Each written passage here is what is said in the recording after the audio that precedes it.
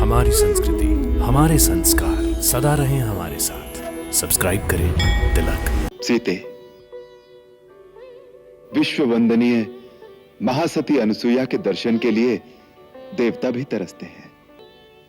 एक सती के दर्शन से तो पुण्य मिलता ही है, परंतु महासती के दर्शन से तो लोक परलोक दोनों संवर जाते हैं।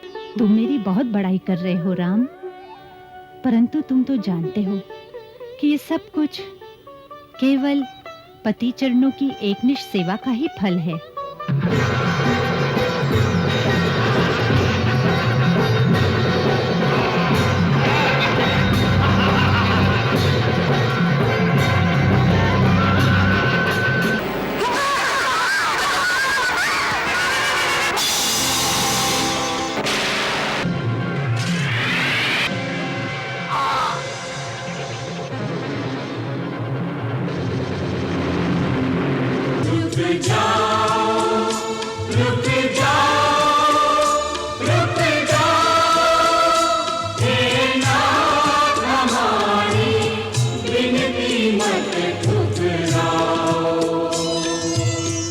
राम आज तेरे आंचल की छाया से दूर जा रहा है, परंतु मैं जहां रहूंगा मेरा हृदय तेरी पावन मिट्टी से लिपटा रहेगा।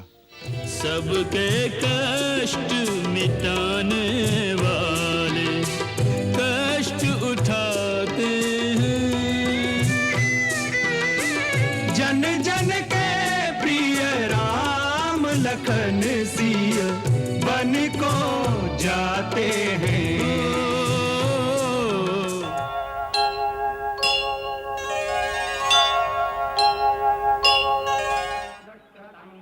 श्रीमान, महर्षि से निवेदन कीजिए कि महाराज दशरथ का पुत्र राम सीता और लक्ष्मण सहित उनके दर्शनों की आज्ञा चाहता है। जी, अहम ब्रह्मास्मि। श्री राम, लक्ष्मण, देवी सीता सहित आपके दर्शनों की आज्ञा चाहते हैं। राम आ गए। आज कितना शुभ दिन है, हम स्वयं उनका स्वागत करेंगे।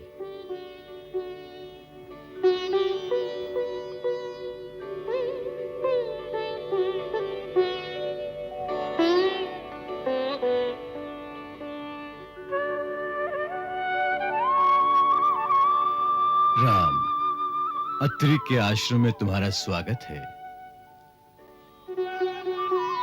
आयुष्मान भव, सौभाग्यवती भव।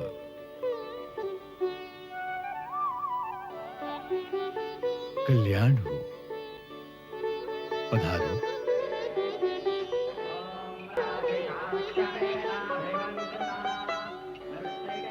राम, देवी अनसुईया से मिलो। महादेवी, मैं दशरथ पुत्र राम अपने अनुज लक्ष्मण और भार्या जनक सुता सीता सहित आपके श्री चरणों में प्रणाम करता हूं। आयुष्मान भव।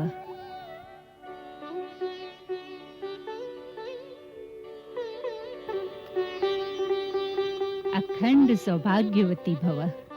देवी, सीता को अपने कक्ष में ले जाओ, इनका सत्कार करो तथा विश्रांति प्रदान करो। सीते, विश्व वंदनीय महासती अनसुईया के दर्शन के लिए देवता भी तरसते हैं।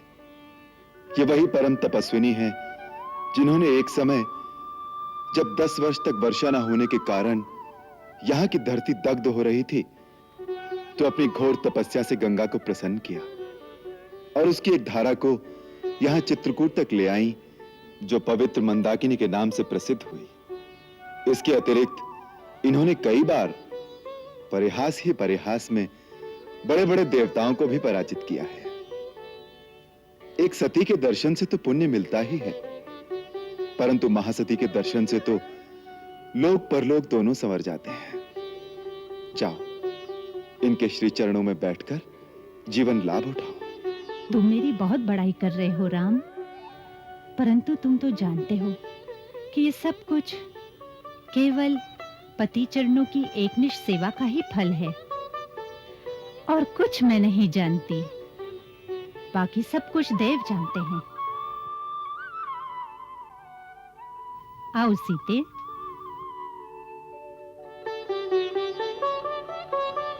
पधारो।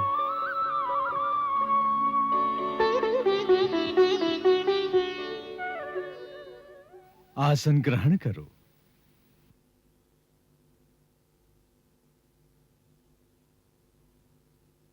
राम, हमें बहुत दिनों से तुम्हारी प्रतीक्षा थी। तुम्हारे चित्रकूट में आगमन का पता चला तो हम इसी आशा में थे कि तुम इस आश्रम में अवश्य आओगी। आज तुम्हारे आने से यह आश्रम धन्य हो गया। यह तो आपकी उदारता है भगवान, जो आप अपने सेवक का मान बढ़ा रहे हैं। मुझे इससे पहले ही आपके दर्शनों को आना चाहिए था। इस देरी के लिए क्षमा करें। आज हम इन पावन चरणों में बैठकर धन्य हो गए। राम, संपूर्ण प्रभुता पाकर भी तुम इतने विनम्र हो, इसी से तुम समस्त प्राणियों का मन मोह लेते हो। नगरस्थो वनस्थो वा शुभो वा यदि वा शुभः या सांग स्त्रीणाम प्रियो भर्ता तासांग लोका महोदया दुःशीला कामवृतो वा धनैर्व परिवर्जितः स्त्रीणांग आर्य स्वभावानां परमं देवतम पति। पुत्री, अपना स्वामी ही स्त्री का आराध्य देवता होता है। वो राजमहल में रहता हो या कुटिया में, वो भाग्य विहीन हो अथवा धनहीन ही क्यों ना हो, उत्तम स्वभाव वाली नारियों के लिए वो सर्वश्रेष्ठ देवता के समान है। अभी जो तुम्हारे पति ने मेरी शक्ति की इतनी प्रशंसा की, उसके लिए मैंने और कुछ नहीं किया। केवल मन, वचन और कर्म से अपने पति की एकनिष्ठ सेवा की है। नारी केवल इतना ही कर ले तो बड़े-बड़े देवता उसके समक्ष झुक जाते हैं।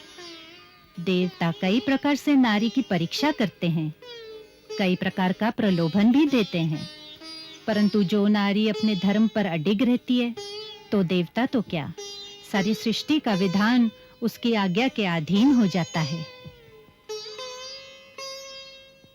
मैंने अपने जीवन में यही अनुभव किया है। पति से बड़ा हितकारी, मित्र और बंधु और कोई नहीं होता। वही नारी को दोनों लोकों में सुख पहुंचाने में समर्थ होता है। सीते, मुझे ये जानकर बड़ी प्रसन्नता हुई कि तुम अपने बंधु बांधवों को छोड़कर, राजमहल का सुख त्याग कर वन में जाते हुए अपने पति का अनुसरण कर रही हो। सुख में तो सभी साथ देती हैं, परंतु विपत्ति में जो साथ दे वही अर्धांगिनी है। सीते, मित्र और नारी की सच्ची परीक्षा आपातकाल में ही होती है। माता, मेरी माता ने भी विवाह के समय यही शिक्षा दी थी। मेरी पूज्य सासू जी ने भी वन जाते समय यही उपदेश दिया था। अब मुझे आशीर्वाद दीजिए कि मैं आपके बताए हुए आदर्श का पालन कर सकूं। सीते, मैं अपनी दिव्य दृष्टि से देख रही हूं कि आने वाले समय में नारियां तुम्हारा नाम स्मरण करने से ही पतिव्रत धर्म पालन करने का बल प्राप्त करेंगी। इससे मुझे अपार संतोष होता है। मैं अपनी प्रसन्नता कैसे व्यक्त करूं? अपने अनूठे वचनों से नारी आदर्श की शिक्षा देकर ही आपने मुझे धन्य कर दिया है। पूज्य माता जी, आपका आशीर्वाद ही मेरे लिए अमूल्य निधि है। सीते, इस मिलन की स्मृति में मैं तुम्हें कुछ उपहार देना चाहती हूँ। मेरे पास दिव्य आभूषण, अंगराग, अनुलेपन और पवित्र परिधान हैं, जो मुझे देवताओं ने उपहार स्वरूप दिए थे।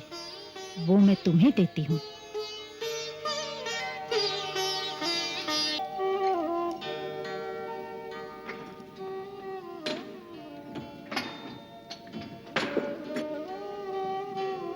ये वस्त्र आभूषण मैं तुम्हें देती हूँ, जिसे धारण करने से तुम्हारे पति भी प्रसन्न होंगे। ये सब देवांगनाओं का दिया हुआ उपहार है। सुहागन स्त्री को अपने पति के सामने सदा सुंदर ही दिखना चाहिए। उससे पति का मन प्रसन्न होता है और स्त्री को उसका विशेष स्नेह मिलता है। ये वस्त्र या भूषण कभी मलिन नहीं होंगे। इस अंगराग और अनुलेपन का प्रयोग करने से तुम सर्वदा युवती ही दिखाई दोगी। सीते, अब तुम ये वस्त्र और आभूषण मेरे सामने धारण करो, जिससे तुम्हें इस दिव्य परिधान में देखकर मुझे भी सुख मिले। हाँ सीते, ये सब कुछ तुम्हारे लिए है, तुम इसे धारण करो। जो आज्ञा। यहां से आगे जो वन है, राक्षसों के उत्पात के कारण उसमें ऋषियों और तपस्वियों के लिए कोई सुरक्षा नहीं रही।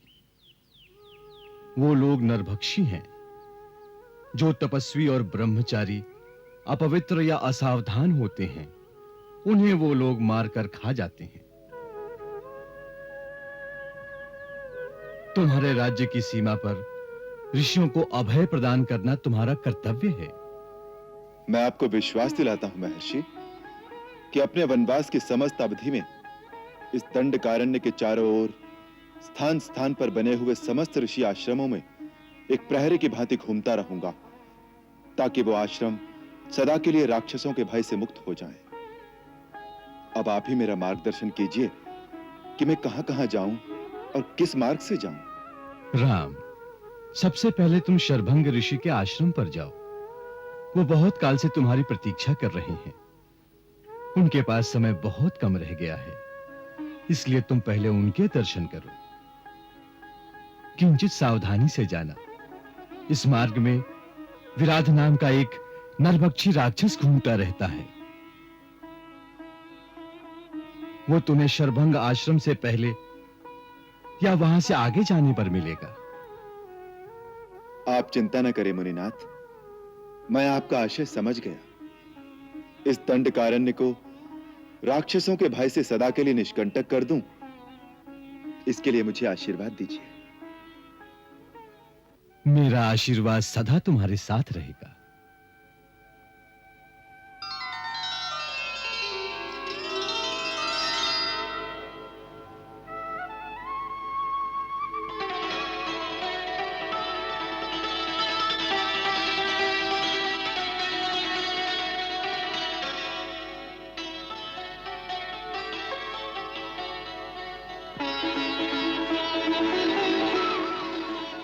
माता अंसुया ने इतने सारे आभूषण दिए हैं, वे माने ही नहीं।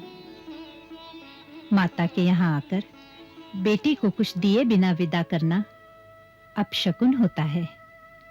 इन रत्नों और आभूषणों से बढ़कर जो नारी धर्म का उपदेश आपसे प्राप्त हुआ है, इतना महान और पवित्र उपहार है।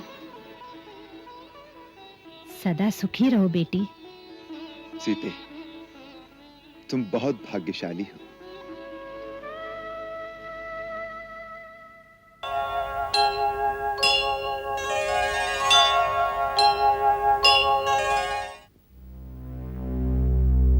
श्री राम, ये शमशान नहीं, कभी समत्र आश्रम था। ये बिखरी पड़ी मानवस्थियां और ये उजड़े हुए आश्रम जानते हैं किन निरीह निर्बल प्राणियों के हैं?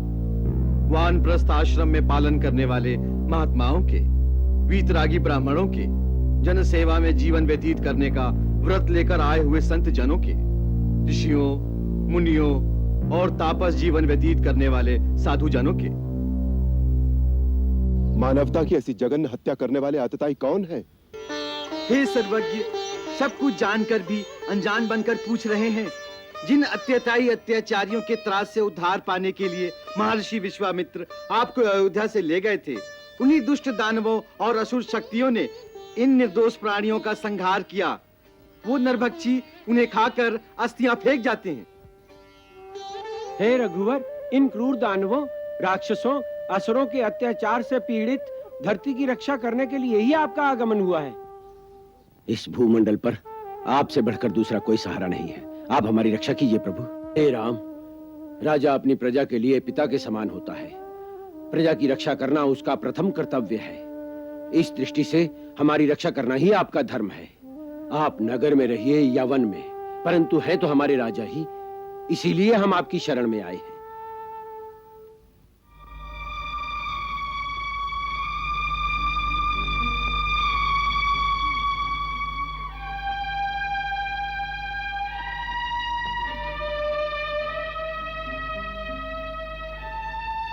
हे मुनिजनों, तपस्वी साधु महात्माओं, मेरा वनागमन आपकी सेवा का साधन बन जाए, ये मेरा परम सौभाग्य है। आज मैं दशरथ पुत्र राम और मेरा अनुज लक्ष्मण आप समस्त मुनिजनों तपस्वियों के समक्ष ये वचन देते हैं कि हम इन आतताई और आसुरी शक्तियों का नाश करेंगे और इस दंडकारण्य की धरती को राक्षसों से विहीन कर देंगे। मैं अपने धनुष की शपथ लेकर यह प्रण करता हूं। सब असुरन के नाम के धरी तरकस में तीर, नई दिशा में पग धरो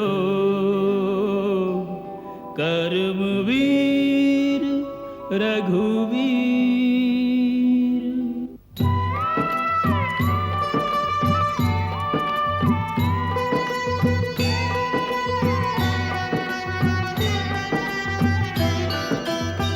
जिस कारण आए उस कारज श्री रघुवीर चले, महिनिश कंटक करन हरन, महिनिश कंटक करन हरन, मुनिजन की पीर चले। जिस कारण आए उस कारज श्री रघुवीर चले। ओम भूर्भुवः स्वः तत्सवितुर्वरेण्यं भर्गो देवस्य धीमहि धियो यो नः प्रचोदयात्। स्वाहा स्वाहा ओम स्वाहा स्वाहा।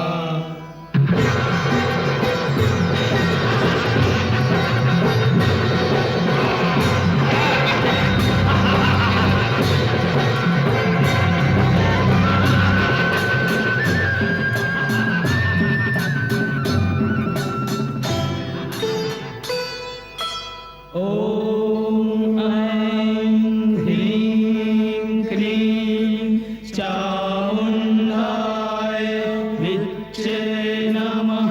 स्वाहा स्वाहा ओम स्वाहा स्वाहा।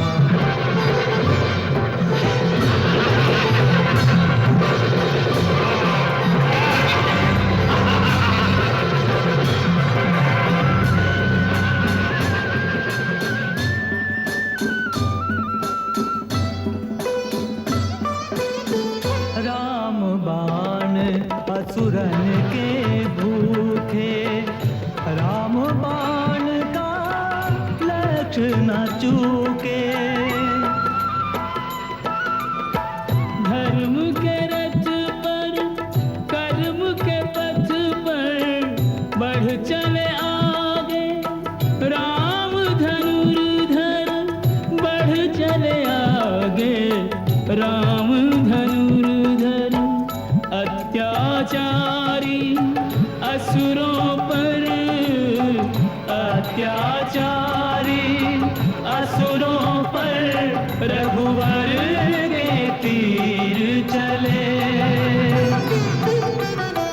जिस कारण आए उस कारज श्री रघुवीर चले।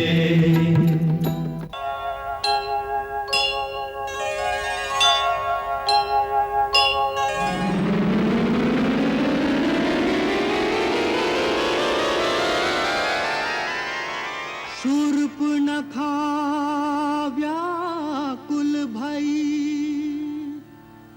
खो बैठी चित चैन, राम रूप को देख के चकाचौंध भय नैन। अंबर से भू पर गिरी,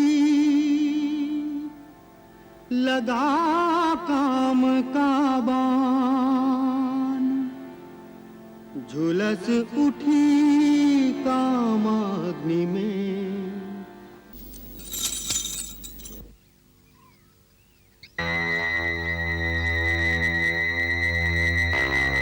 नमस्कार देवी, आपका परिचय? मैं इच्छा अनुसार रूप धारण करने वाली राक्षस कुल की राजकुमारी शूर्पणखा हूँ। मेरा नाम कामवल्ली भी है। राजकुमारी शूर्पणखा? हाँ, लंकेश्वर त्रिलोक विजय रावण का नाम तो तुमने सुना ही होगा। मैं ऋषि पुलस्त्य के पौत्र, महात्मा विश्ववा के पुत्र, महाराज महाबली विश्व विजयी तेजस्वी रावण मेरे भाई हैं। प्रसन्नता हुई परिचय पाकर। परंतु तुम्हारा परिचय नहीं मिला। तपस्वी के वेश में जटा धारण किए और धनुष बाण से सुशोभित तुम साधु भी दिखते हो और योद्धा भी। वास्तव में तुम हो कौन? देवी, देवताओं के समान पराक्रम वाले और परम धर्मात्मा महाराज दशरथ का नाम तो सुना होगा। मैं उन्हीं अयोध्या नरेश दशरथ का पुत्र हूँ, राम। राम? राम से किस काम की आशा लेकर असुर सुंदरी के कोमल चरण इस कुटिया तक आए हैं? प्रथम दर्शन से ही मेरा मन तुम में आसक्त हो गया है। तुम्हारे रूप यौवन से आकर्षित होकर खिंची चली आई हूँ। पति की भावना रखकर प्रेम अर्पण करने आई हूँ। मुझे अपनी भार्या के रूप में स्वीकार करो।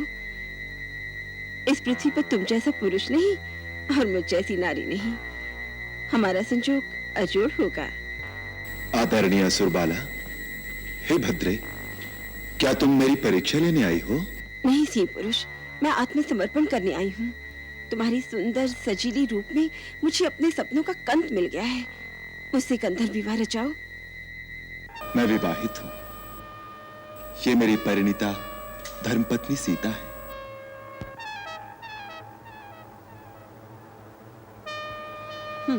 क्या रखा है इस सूखी सड़ी काठ की पुतली सी क्षुद्र मानस स्त्री में? इसे तो मैं अभी खा जाऊंगी। उसके बाद तुम दंडक वन के राजा बनना और मैं तुम्हारी प्राण प्यारी रानी। हाँ, यदि तुम्हें इस पर दया आती हो तो ये भी पड़ी रहेगी हमारी दासी बनकर। हमारे वन प्रदेश में एक नहीं अनेक विवाह रचा सकते हैं। किंतु मैं एक पत्नी व्रत ले चुका हूं, और फिर तुम जैसी स्त्री साउथ का साथ कैसे सहन करेगी?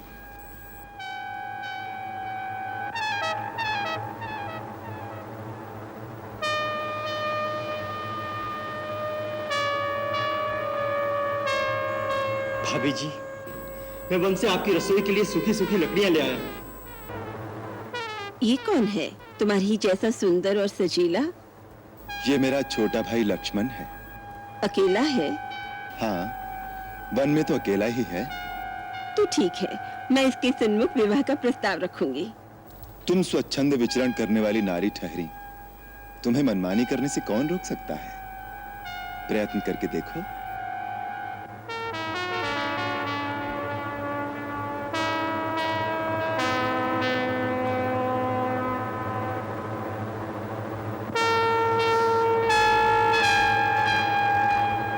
क्यों जी लक्ष्मण जी, अकेले हो? कहिए, आपको क्या कष्ट है? कष्ट नहीं, मैं तुम्हारे लिए सुख और आनंद का प्रस्ताव लेकर आई हूँ। अभी तो आप भैया से कुछ याचना कर रही थी। उस भाग्य ने मेरी बात का मोल ही नहीं जाना। कहता है मेरी स्त्री साथ है। छोड़ो उसे, मैं हर तरह तुम्हारे योग्य हूँ, तुम मेरे योग्य हो। मेरा परिणय प्रस्ताव स्वीकार करो। भद्रे, स्वामी को छोड़कर सेवक के पास क्यों चली आई? क्या तुम्हारी दृष्टि में स्वामी और सेवक में कोई अंतर नहीं? हे गजगामिनी, कहाँ तो तुम सौमनी बनने के सपने देख रही थी। मैं तो अपने बड़े भैया श्री रामचंद्र जी का दास हूँ। मेरी संगनी बनकर भैया भाभी की सेवकाई करते करते थक जाओगी। रानी बनते बनते दासी क्यों बनना चाहती हो? जाओ, वहीं जाकर अपनी मनोकामना की याचना करो। मैं यहाँ याचना करने नहीं आई। तुम दोनों भाई मेरे प्रेम प्रस्ताव को ठुकरा रहे हो केवल एक शूद्र स्त्री के कारण। इसका तो मैं नामो निशान मिटा दूंगी। तुम्हारे सामने इसे अभी खा जाऊंगी।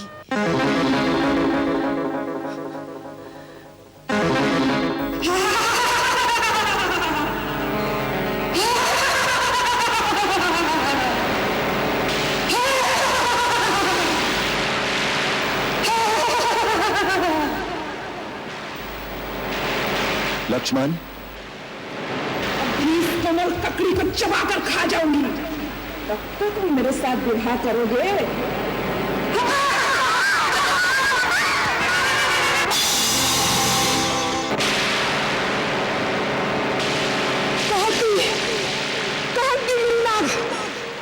यदि दंडकारिणी में तुम दोनों की चिता न जला दी तो मेरा नाम सुपनखा नहीं, मैं रावण की बहन नहीं, खरदूषण मेरे भाई नहीं।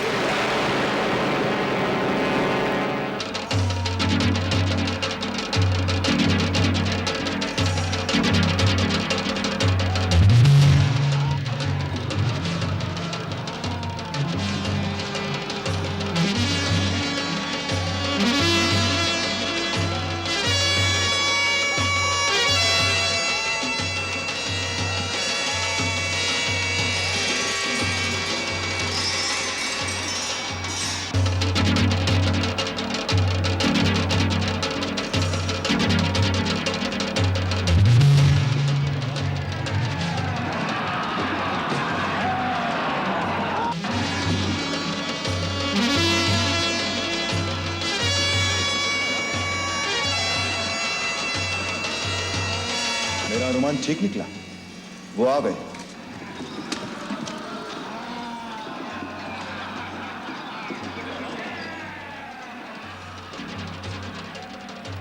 जनस्थान के राजा श्रीमान खर ने तुम्हें दंड देने के लिए हमें भेजा है और ये आज्ञा दी है कि जो सुंदर स्त्री तुम्हारे साथ आई है उसे उनकी सेवा में उपस्थित किया जाए। अति उत्तम। 14 राक्षस बाण एक मारन हारा एक, देख राम को खलन के गए बल बुद्धि विवेक।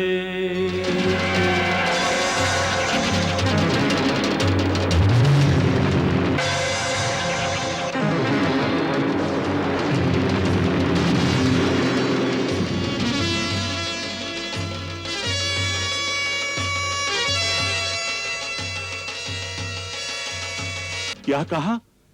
एक ही बाण से हमारे 14 योद्धाओं को मार डाला? हाँ भाई, उसने एक ही बाण ऐसा चलाया कि एक ही क्षण में 14 के 14 मस्तक धड़ से अलग हो गए। लगता है उसने भी थोड़ी बहुत मायावी विद्या सीख ली है। हमें स्वयं चलना पड़ेगा। दूषण, अपने चुने हुए सैनिकों को तैयार करो, हम स्वयं चलेंगे।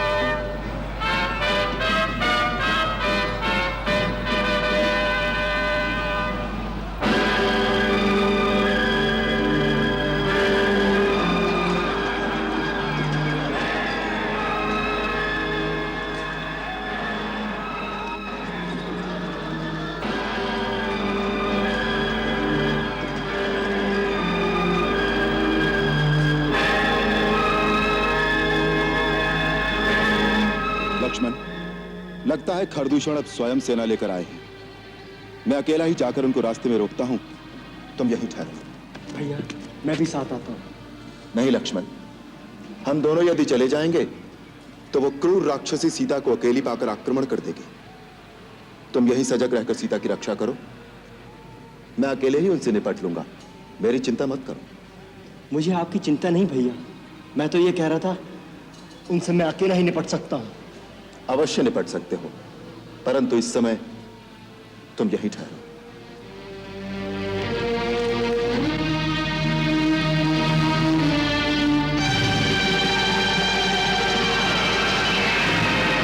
दंड मानव, तुम एक तुच्छ मनुष्य होकर हमारे राज्य की सीमा पर उत्पात मचा रहे हो।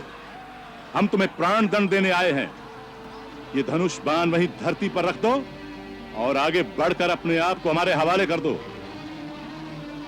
अभिमानी राक्षस, ये धनुष बाण हमने ऋषियों की आज्ञा से उठाया है, जिन्हें तुम्हारे राक्षस अकारण ही मार डालते हैं। अब ये बाण तुम्हारा और तुम्हारी सेना का संहार करके ही तुणीर में वापस जाएगा। राम, ये सब मायावी और कपट युद्ध करने वाले हैं। इन्हीं के शस्त्र से इनका उत्तर दो। तुम्हारे पास ऋषि विश्वामित्र का दिया हुआ मोहिनी अस्त्र है, इस समय उसका प्रयोग करो, जिससे वे स्वयं उसकी माया से भ्रमित हो जाएं और आपस में लड़ मरे। जो आज्ञा। राम के मानस आए अगस्त ने मोहनी अस्त्र को ध्यान करायो। मोहनी अस्त्र को ध्यान करायो। खरदूषण की सेना पे तब राम ने मोहनी अस्त्र चलायो। राम ने मोहनी अस्त्र चलायो। राम ही राम भय चहुँ ओर, राम ही राम भय चहुँ ओर, जो देखो सो राम को मारन धायो। मरन लगे लड़ शत्रु परस्पर, कोई न राम के सन्मुख आयो। कोई न राम के सन्मुख आयो। कोई न राम के सन्मुख। अरे मूर्खो, ये क्या कर रहे हो? आपस में क्यों लड़ रहे हो? दूषण, ये क्या हो रहा है? भैया, हमारे योद्धा पागल हो गए हैं, आपस में ही लड़ मर रहे हैं।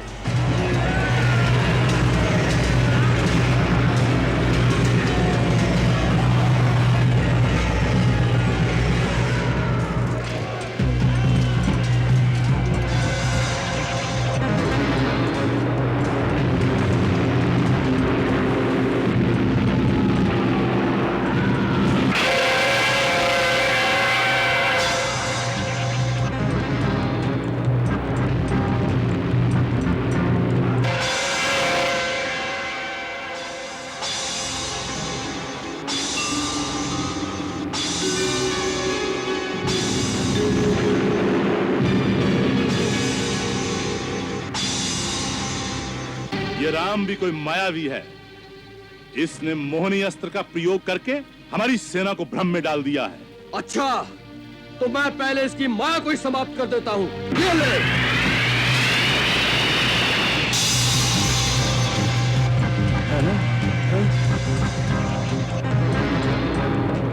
अच्छा, तो बच इससे।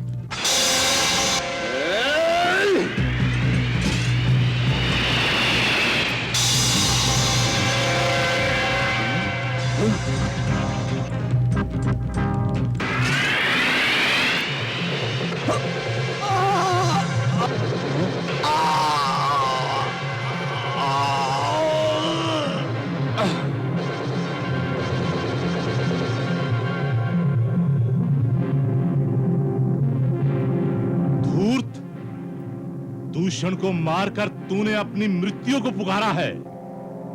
कहीं से थोड़ी सी हमारी विद्या सीख आया है? तू अपने आप को बड़ा मायावी समझता है। ठहर जा, मैं तुझे दिखाता हूं अपनी माया का प्रभाव।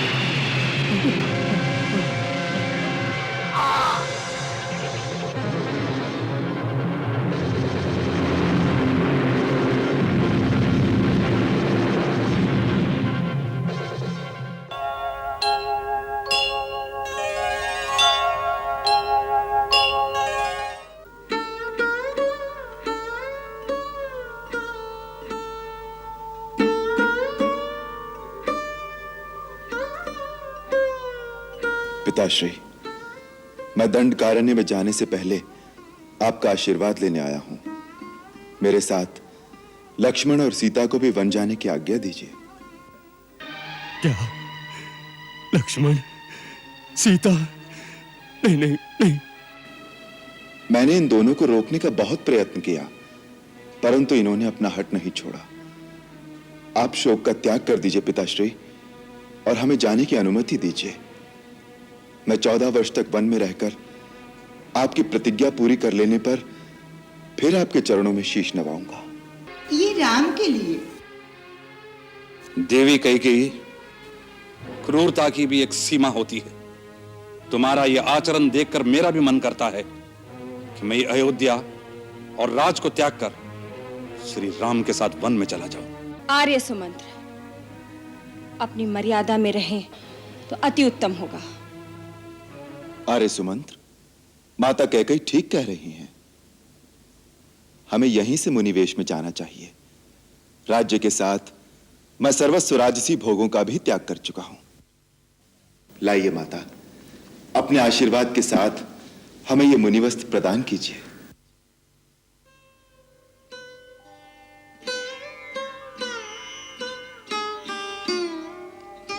ये लक्ष्मण के लिए।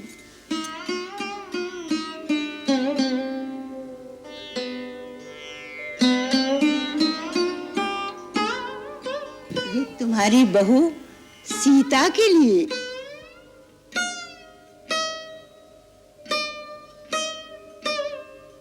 ठहरो देवी कैकेयी, तुम्हारे त्रियाहट ने पति के मर्यादा तो नष्ट कर दी, परंतु रघुवंश की मर्यादा तो भंग न करो। सीता तुम्हारी पुत्र वधू है। रघुवंश की शोभा, सूर्यवंश की लाज, उसके उत्तम वस्त्र और आभूषण उतारकर उसे मुनि वस्त्र देते हुए तुम्हारे हाथ नहीं कांपते। तुमने केवल राम के लिए वनवास का वर मांगा था, इसलिए सीता राजकुमारियों की तरह पूरे राजसी ठाट से वन में रहेगी। यह हमारी आज्ञा है। गुरुदेव ठीक कहते हैं। सीता जहां रहेगी राजरानी की तरह रहेगी। मैंने महाराज जनक को वचन दिया था कि सीता का अयोध्या की महारानी की तरह आदर सत्कार किया जाएगा। सीता पुत्री, तुम वन में भी एक महारानी की भांति ही रहोगी। क्षमा पितृदेव, क्षमा गुरुदेव। आप गुरुजनों से मेरा केवल इतना ही निवेदन है, जिसका पति तपस्वी वेश में रहेगा, उसकी पत्नी राजसी ठाट से जीवन बिताए, क्या उसको शोभा देगा? क्या ये स्त्री धर्म के अनुकूल है? क्या इससे मेरे पिता की शोभा बढ़ेगी या मेरे ससुराल के कुल का यश बढ़ेगा?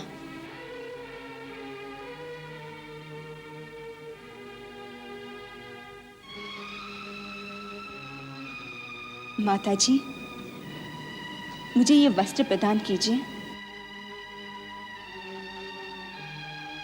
और सिखाइए इन्हें कैसे पहना जाता है। आओ बहुरानी, मैं सिखाती हूँ, मैं पहनाती हूँ। आओ, आ जाओ, आओ आओ, रखो, आओ चलो।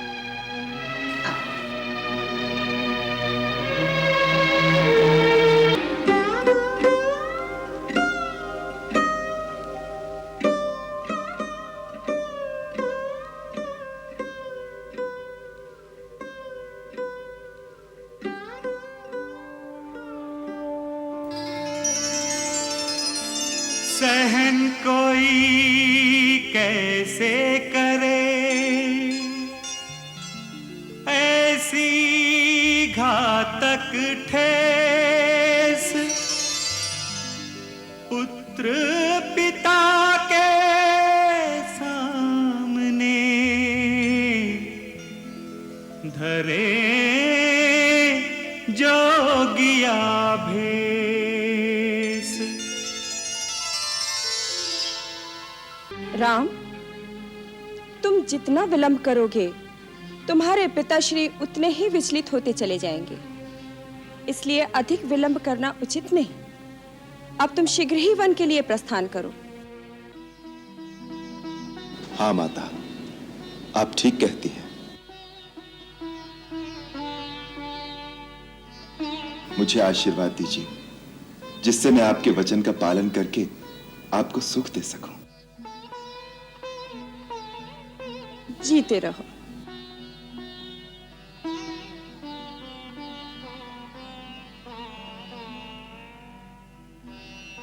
गुरुदेव, आज्ञा दीजिए।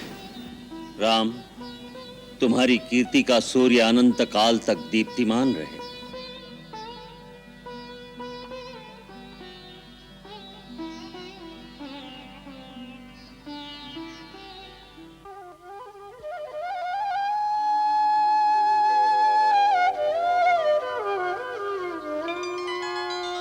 पितृ परमेश्वर, हमें आशीर्वाद देकर विदा कीजिए।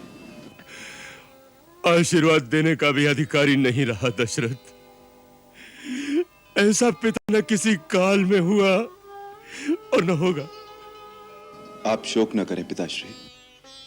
आप जैसे आदर्श राजा और धर्म पालक पिता पर हमें सदा गर्व रहेगा।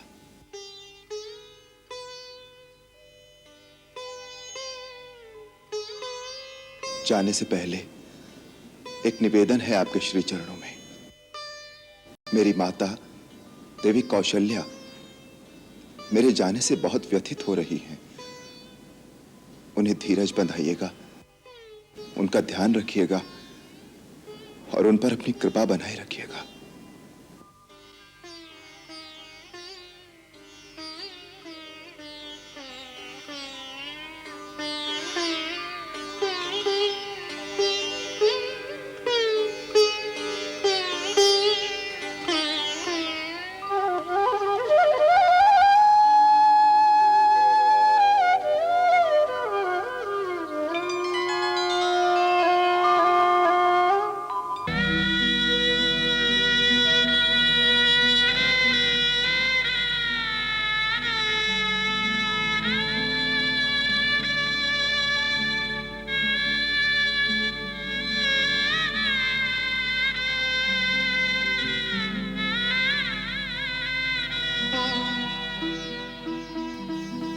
जीती रहो।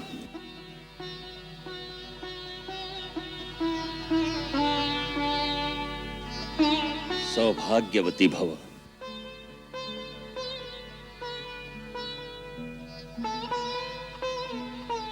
आओ चले।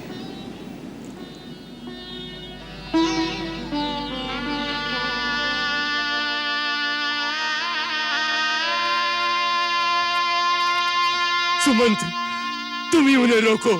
महाराज, यदि ऐसा संभव हो तो मैं आजीवन इनके बदले वन भोगने के लिए तैयार हूं। सुमंत्र, तुम उनके साथ जाओ, उन्हें पैदल मत जाने दो। तुम स्वयं रथ पर लेकर जाओ। थोड़े दिन साथ रहकर जंगल दिखाकर समझा बुझा कर लौटा कर ले आना।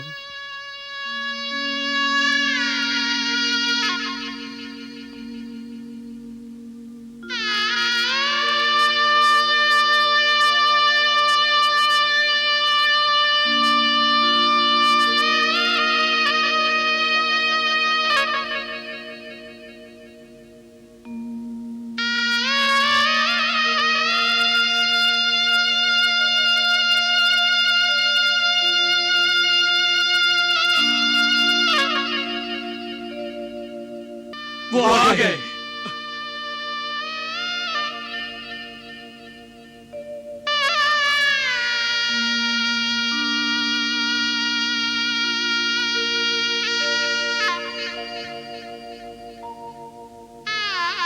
नहीं राम, तुम हम लोगों को छोड़कर मत जाओ।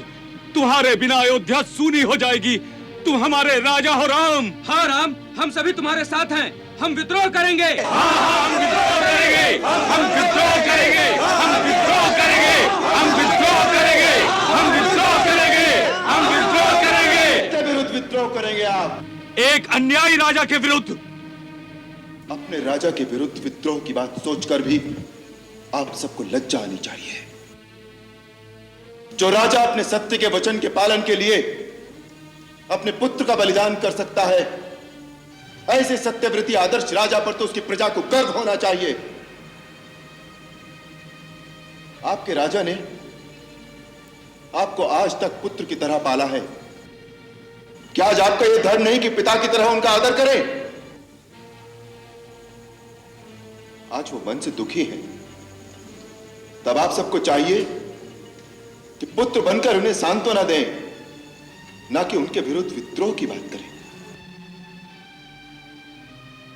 जो मेरे हित में है उन्हें यह बात अच्छी तरह समझ लेनी चाहिए कि मेरे हितैषी वही हैं जो इस वक्त वही काम करें जिससे मेरे पिता को सुख मिले। अब आप प्रसन्न मन से मुझे विदा कीजिए और मेरे जाने के पश्चात राजा भरत को राज्यभार संभालने में सहयोग दीजिए। यही मेरी आप सबसे विनती है। अरे सुमंत्र, रथ चलाइए। मत जाओ, मत जाओ, मत जाओ, तेरा अयोध्या छोड़ के वन मत जाओ। रुक जाओ, रुक जाओ, रुक जाओ, हे नाथ हमारी विनती मत ठुकराओ।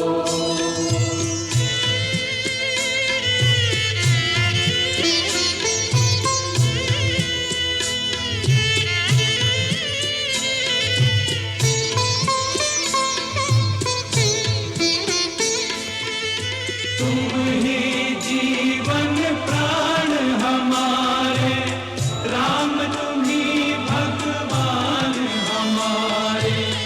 दया सिंधु अब दीन जनों पर कुछ तो दया दिखाओ। रुक जाओ, रुक जाओ। अरे सुमंत, रथ रोकिए। सूर्यास्त होने को आया। आप लोग कब तक हमारे पीछे इस तरह आएंगे? केवल 14 वर्ष तक। नहीं भाई, यह उचित नहीं है। मेरी प्रार्थना है आप लोग वापस लौट जाइए। हे राम, उचित और अनुचित सोचने का समय बीत चुका है। हम ये दृढ़ निश्चय कर चुके हैं कि आप ही हमारे राजा हैं। आप जहां रहेंगे उस स्थान को हम अपनी राजधानी बनाकर आपकी सेवा में रहेंगे। बस। हम आपको कोई दुख नहीं देंगे। जितना हो सकेगा हम अपने राजा राम और रानी सीता को सुख पहुंचाने का प्रयत्न करेंगे। क्या यह भी अनुचित है? हाँ है, क्योंकि इससे माता कैकेयी की भावनाओं को ठेस पहुंचेगी।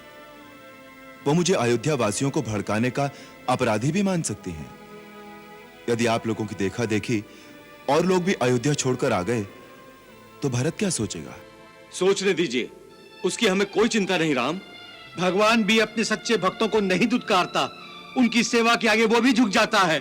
और उसी प्रकार आपको हमारी बात माननी पड़ेगी राम। और ये भी सुन लीजिए, हमारा निश्चय अटल है, अटल है, हमारा निश्चय अटल है, हमारा निश्चय अटल है, हमारा निश्चय अटल है, हमारा निश्चय अटल है, हमारा निश्चय अटल है, हमारा निश्चय अटल है, हमारा निश्चय अटल है। अच्छी बात है। अभी तो सूर्यास्त होने को आया, सबके संध्या वंदन का समय हो गया। आज रात यहीं तमसा नदी के किनारे विश्राम करते हैं। प्रातः उठकर कोई निर्णय लेंगे। आर्य सुमंत जी, घोड़े खोल दीजिए। जो आज्ञा महाराज।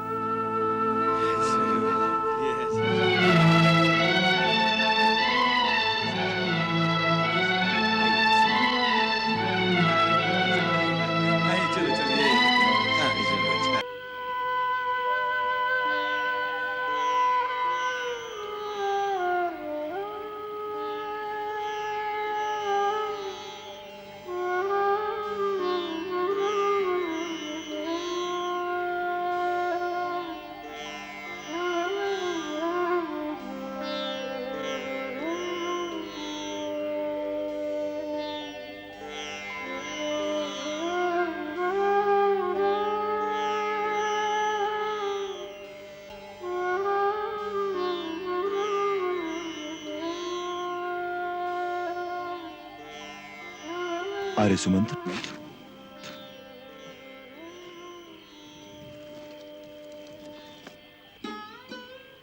इसी समय जाना होगा। बिना कोई आहट के चलने की तैयारी कीजिए। इन्हें इस तरह छोड़कर? कोई उपाय नहीं। ये इन बेचारों के साथ छल होगा कुमार। मैं मानता हूं, परंतु इसके सिवा कोई उपाय नहीं है। इधर ये मेरे साथ दुखी होंगे, उधर इनके परिवार अयोध्या में दुखी होंगे।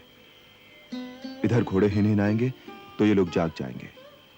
आप घोड़ों को दूर ले जाइए, मैं और लक्ष्मण रथ खींच कर लाते हैं। जो आज्ञा।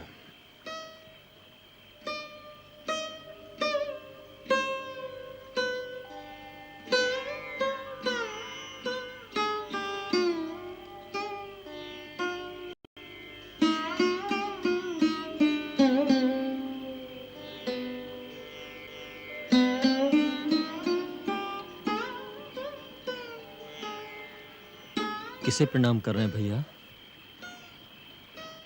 लक्ष्मण, इन सोने वालों के हृदय में निश्चल प्रेम का ऐसा अगाध सागर लहरें मार रहा है। दैवीय प्रेम का ऐसा जीवंत प्रकाश बड़ा दुर्लभ है। इन्हें प्रेम का देवता मानकर प्रणाम करो।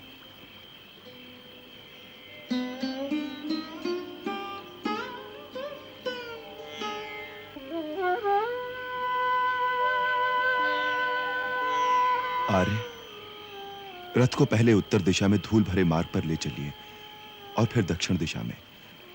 रथ को इस प्रकार चलाइए जिससे पूर्ववासियों को यह पता न लगे कि रथ किस ओर गया है, और जागने पर थोड़ी देर भ्रमित रहकर सब लोग अयोध्या वापस लौट जाएं। जो आज्ञा। आर्य सुमंत्र, यह रथ रोक क्यों दिया? कुमार, यहां से हमारे कौशल राज्य की सीमा समाप्त होती है। अब यहां से तुम अपनी मातृभूमि छोड़कर जा रहे हो। तात लक्ष्मण, देवी सीते, अपने देश की सीमा पार करने से पहले आओ हम जननी जन्मभूमि से विदा मांग लें।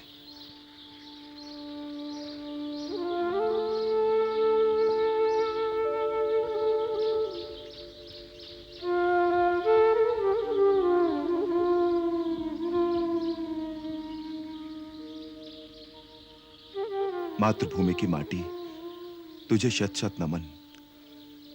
हे इक्ष्वाकु वंशियों की जन्मभूमि, पृथ्वी की सबसे पावन धरती, राम आज तेरे आंचल की छाया से दूर जा रहा है, परंतु मैं जहां रहूंगा मेरा हृदय तेरी पावन मिट्टी से लिपटा रहेगा।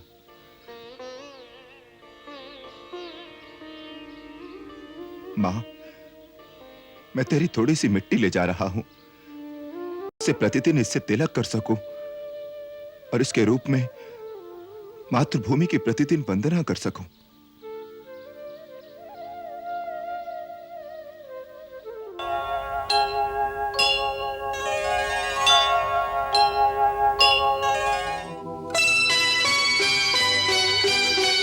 विधना तेरे लेख किसी की समझ ना आते हैं।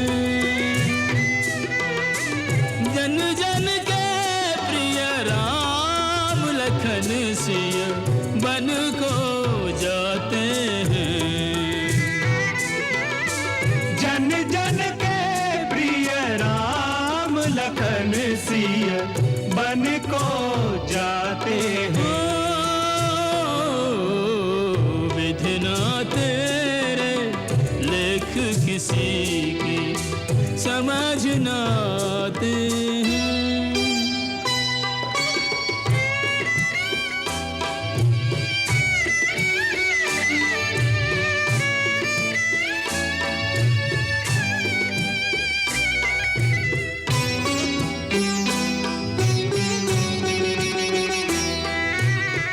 एक राजा के राज दुलारे बन बन फिरते मारे मारे।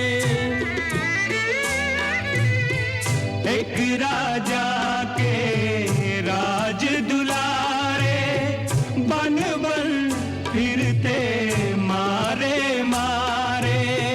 खूनी होकर रहे करम गति डरे नहीं काहू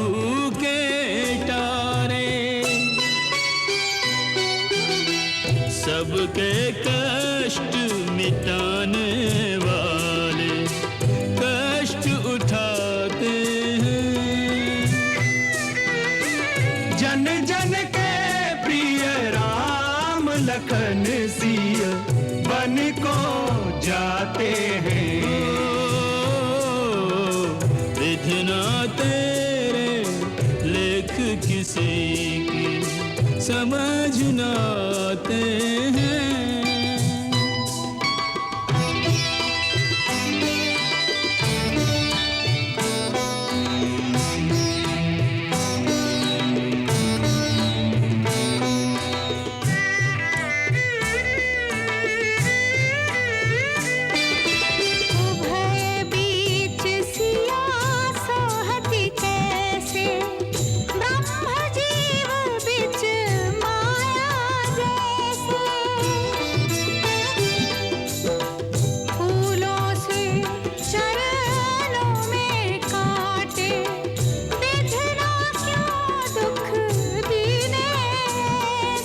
पग से बहे लहू की धारा, हर चरणों से गंगा जैसे।